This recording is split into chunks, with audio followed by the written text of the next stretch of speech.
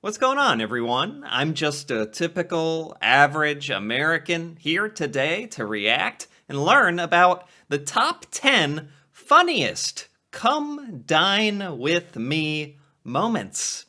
I am not familiar with this show. Apparently this is some kind of British television show. I had never heard of it. Come Dine With Me. It sounds like a cooking show. If I Google it, Come Dine With Me, UK, and go to the Wikipedia, Come Dine With Me is a British reality series that has aired on Channel 4 since 2005. Wow. Narrated by Dave Lamb. My goodness, this has been on a while. 30 to 60 minutes? What happens in the show, though, is what I'm wondering. The show features 5 amateur chefs who live in the same town, who each host a 3-course dinner party with the other contestants at their home. Each competitor then rates the host's food and hosting skills. Wait, so they're rating their competitor's hosting ability? Isn't that going to end up a little bias? Or is there some kind of honor system here? Anyway, I thought, since I've never seen the show before, it sounds pretty entertaining, and the top 10 funniest moments from Come Dine With Me seems like a pretty good place to start. I don't know if this is going to have a lot to do with the food or what these moments will be, since they're funny. It's not like the best cooking moments, but how bad could it be? It's got my interest, so let's check it out. And today we'll be counting down our picks for the top 10 funniest Come Dine With Me moments. What? In 4th place is me. Come on, everyone, join in! Oh my god, well, it looks like a hoot and hollering good time already. They did say that this was just dinner parties. Are they usually... Is this show, like, supposed to be a comedy? Before we begin, we publish news about our latest videos. For this list, we're looking at the most hilarious moments from the show's many dinner parties. Okay. Let us know which you found the funniest. So these are amateurs, right? 5 amateur chefs living in the same town. Okay, got it. What? He's about to lick the... Well, actually, it looks kind of tasty. In the comments below, or if there's any we missed out. Okay. Number 10, dessert game. When Claire's other courses were disasters, her dessert, an extravagant chocolate sundae, actually went down a treat, with all the guests complimenting her on it. Yeah, I mean, it looks pretty good to me. A nice little ice cream or something. Dessert devoured, Claire has one last course for her guest. After they finished, however, she brought out some additional plates so they could play the flour game, a game where you put a sweet in a pile of flour and have to get it out without using your hands. Oh. So 3, 2, 1, go, guys. It's not a hard game, but seeing them all get completely covered in flour is definitely hilarious. Though when the taxis come, they admitted they weren't particularly excited by it. Wait, they actually rated that part of the host of the dinner experience? They were like, I liked the dessert, but that flour game, man, I don't know. At least they all, like, participated in good fun. And revealed that they'd been lying about how much they liked the pudding in the first place. What? Oh my gosh, I can see why people like this show, by the way. It's like a reality TV series where they talk crap about each other's cooking. All we're going to say no is that was the best part of the meal. Sheer funny. Number 9, Mexican shepherd's pie. What's the Mexican twist on a shepherd's pie? It's spicy. That's got chili in it. Yeah. Few dishes are as quintessentially British as shepherd's pie, but Paul decided to push the... Shepherd's pie? What is shepherd's pie? Is that a British thing? Shepherd's pie? Oh, well, it pops up. No, it's a French version. Wait, shepherd's pie, cottage pie, or its French version, hackish parmentier, is a savory dish of cooked minced meat topped with mashed potato and baked. Okay, origin, United Kingdom. There you go. All right, never heard of it. Sounds all right. Boat out and do something different with this classic. He calls it shepherd's pie with a Mexican twist, adding Okay. Mexican cheese and jalapenos, much to the ire of guest D, who struggles to understand what a Mexican twist is. It's nice, but shepherd's pie is shepherd's pie. It's not a Mexican dish. It's got a Mexican twist. Are you really that numb? She repeatedly insisted Oh, wow. So she had a real problem with the, isn't that just a technicality? Can't he just name it whatever he wants? Plus, I guess, since it had a pepper in it? that his main course doesn't make sense because nobody eats shepherd's pie in Mexico, which could be retaliation for Paul mocking D all week. Oh my god. This is the most, frivolous, petty arguments over... Okay, I'm starting to understand the show a bit. What makes this dish Mexican? Shepherd's pie with a Mexican twist. It's got jalapenos in it, for God's sake. Where did they come from? It's got a Mexican... It's not. Oh my He gosh. doesn't stop there though, refusing to take criticism for his bland and messy desserts, even though it's a clear failure. It's funny to watch him dig himself deeper into his own hole. Right, half of this is because he is having such a reaction to her kind of trolling him, sounds like she's actually serious or getting back at him. He's going super defensive. Number 8, handstand. Yvonne's got exactly one party trick, and she'll do it at absolutely every opportunity. Oh. Wait. Hey, wait, she used the wall. You know what? That's probably the rationale they all used on the car ride home. To get... I'm taking points away from her because she touched the wall. But, handstand. It's a trick. Well, thank heavens for those sunflowers. This wasn't the first time she brought out her trademark handstand during the week, but it should be the last because she tried to do it against a door that wasn't closed all the way. The others tried to warn her, but it was too little too late. She went crashing through the door and into the kitchen in one of the most embarrassing moments the show has ever aired. Show it. Come on, Bill, show us your moves. Show There's it. only one thing that I can do, and it's this. Oh! What? Oh, whoopsie! And she's in the kitchen. At least she manages to brush That could have gone bad. That actually, was best case scenario. She landed it. It was almost like a trick in and of itself, like a different trick. And it was everyone's having a good time. It was funny. But that could have gone horribly wrong. it off, no worse for wear, and viewers got this legendary scene to laugh at. Okay. Number 7, Dennis's chest. Of possibly wanting someone to come and lick that off you, or what am I gonna do? By the end of the week, Pete's had What? enough of Lynn and What did she just say? Is that she wants to do that, or lick that off you, or what am I gonna do? By the end of the week, Pete's had enough of Lynn and Maria fawning over the other male guest, Dennis. The tension bubbles over when one of them discusses that Dennis needs someone to come and lick food off his chest. And Pete finally puts his foot down. Oh no. Okay, so it's the other guy who's been having to listen to this all week. This show has hardly anything to do with food at a certain point. It's just pure reality entertainment. He rants about how childish they are for being so obsessed with the other bloke, and for the fact that their swooning is alienating to him. I really need an answer tonight. Okay. I'm getting a bit fed up with this. I really am. Oh. Maybe Pete was a Yeah, he's actually getting serious. Well, he can just, submit it as part of his grade at the end, right? He can, dock them some points. Did not give enough attention to me. little jealous of Dennis hogging all the attention, but we can see why it would be frustrating to be a guest at this dinner table. Regardless, it was Right, that should literally deduct points from his score. How do they judge them again? What each competitor then rates the host's food and hosting skills during the taxi journey home. That's funny. The hosting skills. Technically anything is a hosting skill, right? So, alright, dock 'em points. a very funny, if weird thing to lose your temper about. It's embarrassing. Oh, wait a minute. My quality went down. HD. It's embarrassing for me. There's 4 of us at this table. Oh. Not just you two and him. Number 6, language expert.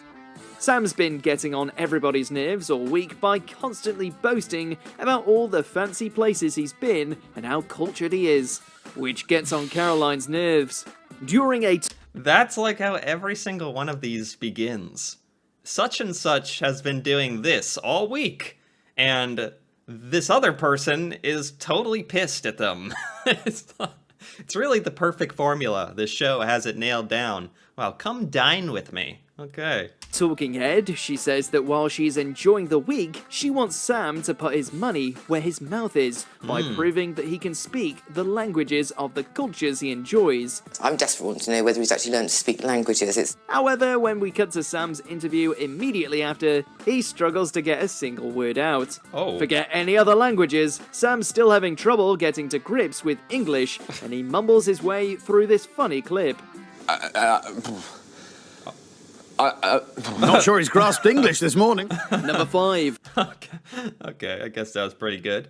Karen walks out. Oh boy. Karen walks out. David Tennant. Play you? Play me. David Tennant? David Tennant. He's about 30 years younger than you. Doctor Who? Doctor Who, are you trying to kid? The guests decide they're going to guess each other's ages, a surefire way to ruin an evening. Oh my gosh. Guess each other's ages? Who came up with this game? If it was the host, dock him some points. I think I'm 65. Jerry Halliwell is not that old. No, Jerry Halliwell, so, okay, she was, what, 20 in the 90s? You think I'm 65? No, I don't, Karen. They're deciding who their celebrity lookalikes are when somebody suggests Karen looks a bit like Jerry Halliwell if Halliwell was 15 years older. Jerry Halliwell? Who is that? I need to truly understand. Jerry Halliwell? Oh, here we go. Singer-songwriter? Okay. So this person is just like normal looking. Like attractive looking lady. So they were saying, oh, you look like her, but if she was 15 years older. Okay, that's the insult. Honestly, it would have been a compliment if not for the age thing. Karen looks a bit like Jerry Halliwell if Halliwell was 15 years older. Given that Halliwell was in her 40s at the time, this put Karen in her 60s, and she wasn't happy about it. Oh my I'd be a bit scared of you. I'm leaving now. Oh, no. She was so outraged that she actually stormed out of the room and raved to the cameras about how she looks significantly younger. Sodder. Oh my gosh, no. Well, that just drew everyone's attention to that, but... Oh, I'm surprised during this show that people walking out isn't actually more common, because everyone just seems to kind of hate each other. Well, actually, they're having a good time, but some of the people on this show actually get pretty annoyed at each other. She eventually returns to the dinner table, but Okay. we're none the wiser about her actual age. Number 4, Ian's paintings. What's with these pictures? What are they? These are all my works. Ian's main course doesn't go down well, the beef takes ages for him to prepare, and the portions are small and incredibly unimpressive. I love how this show is literally them getting served dinner in their house. It's like a normal dinner, like at someone's house. Like, they take forever. It's like you have to just like observe the random artwork in their living room. I have never seen a show quite like this. But while bad food usually takes center stage on Come Dine With Me, it was overshadowed by Ian's artwork collection. He has an array of paintings set up in the living room around the guests, which he says he's painted himself, and they're frequently sold for large sums of money. This one was for 16. Does that mean you took 60 seconds to do it? The guests can't believe it, given that the paintings are abominable and look as though they were done by a child. If he sold it, then wouldn't it be in someone else's home? Why is it on his mantle? If he sold it for $1,600, it doesn't even make sense. Not a grown man. I would have given him £5. It looks like a 3-year-old's painted them. While Oh, Ian come on. admitted the beef was terrible, he was far less critical about his ridiculous pictures. Number 3, you won, Jane. In fourth place is me. When This is how they announce the winners? They just all get on the couch and read it off a piece of paper. This is the most homemade looking style of cooking show, barely a cooking show. But I like it. I love it. I love this concept. It's I think since they kind of let it run in and be free and be its own thing, and whatever happens, that's what makes it good. When you were a kid, you probably suffered the awkwardness of being around one of your friends while they were getting told off by an adult. If you want to recapture that excruciating feeling, then just watch this iconic moment of the world's sorest loser, Peter. Oh look, they put the money on a platter. Then just watch this iconic moment in like a circle. That's funny. With the winners, on the paper, okay. Of the world's sorest loser, Peter Marsh, railing against all of his guests after he comes in last. But specifically, Jane. I don't know why you're shaking your head at me. You won, Jane. His tirade is legendary. Well, why did the absolute loser have to read out the winners? Is it random? As he insults Jane and the other competitors before kicking them out of his house at the end of the night. Because you have all the grace of a reversing dump truck without any tyres on. Marsh later told the papers that the show painted him in a bad light. Oh, yeah, the show. Yeah, for sure. But it's difficult to imagine his infamous rants ever being justified. Yeah, well, at least it made for good television. So Jane, take your money and get off my property. Number 2, Nigel's ingredients. Nigel's a bit of an eccentric, and this is never clearer than when we finally head over to his house for dinner. He takes the viewers through his ingredients in the most bizarre way possible, bragging about the food he sourced and what inspired him. Why is he rubbing it like that? We've got opulent ingredients like figs, expensive steak cuts, and even truffles. And these are the ingredients, figs, for Adam and Eve. That is the shiniest shirt I've ever seen. It must be silk or satin. But it's the way he handles the food that makes this moment so memorable. Smelling and touching it all, presumably getting everything covered in his germs. We're talking about rubbed for the mood of love. Oh, put it down. Would you want to eat a steak a grown man spent the morning caressing, or a fig he's sniffed? Number 1. That guy was made for this show. Grown man spent the morning caressing, or a fig he's sniffed? Number 1. The whisk. A cheesecake is a good dessert to serve at a dinner party. There aren't too many people who will turn their nose up at it. Unless, of course, this is how you cook it. In which case, you can't blame anybody for skipping the last course. Kev shows us a novel way to test his chocolate cheesecake mix by shoving the entire whisk into his mouth. See what that tastes like. What? Why?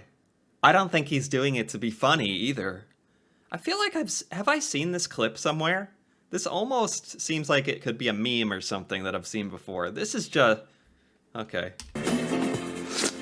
It's weird the first time you see it, and it's still weird dozens of times later.